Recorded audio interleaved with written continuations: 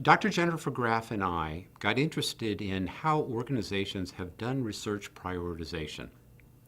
And by looking at what others had done, we wondered whether there might be lessons to be learned. Well, it turns out that the timing is quite fortuitous because PCORI is embarking upon its process for developing research principles and a research agenda.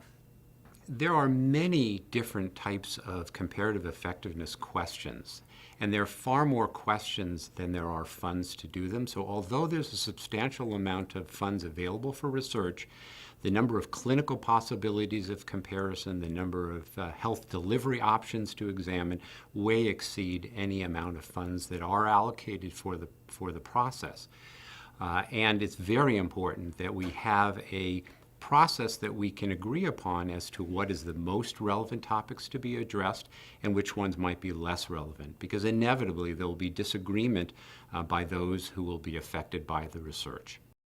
In looking through what others have done, we identified a number of principles or areas that are very important to consider in the prioritization process.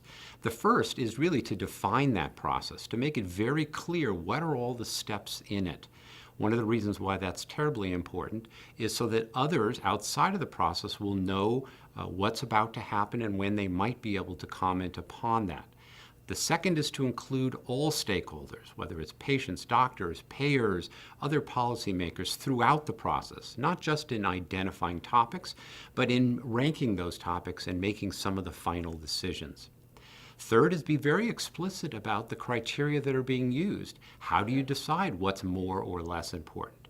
It may be a combination of the burden of the illness, the likelihood that the research would be productive in changing practice patterns, areas that have not been examined before and maybe others won't be examining it. So that's very, very important. Around each of these criteria, we would want to bring together evidence. So how common is the disease? How often do people have adverse events related to them? And have that evidence side by side so when the groups are rank ordering them, it's based upon evidence, it's defensible, and it's quite clear why they made the choices that they did. Another area to consider is how to handle disagreement. There's not going to be uniformity of views.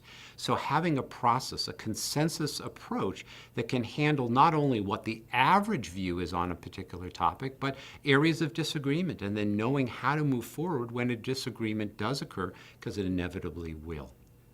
Another element is that this process needs to be redone. New evidence will become available, and there'll be a need to re-examine that evidence, re-examine the criteria, and perhaps rank order the type of research that might be needed at this point in time. And then the last element is there is no gold standard as to what the right answer is, but it's critically important that whoever does the research prioritization needs to evaluate whether it was successful. Did it change practice? What did people feel about the process, those internal to the process and those outside? Do they feel that the results that were yielded were beneficial to them?